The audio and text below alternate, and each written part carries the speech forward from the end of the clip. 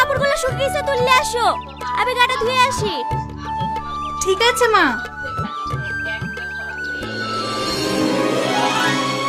সালমা তুমি? আমি টনির মা। বাবা আমার কথা বলেনি? আসো আসো, ঘরে উঠে বসো। আমি এখানে বসতে আসিনি। টনি কোথায়? হে তো বাবু খেতে বসেছে। হ্যাঁ বাবু, সালমা এসছে।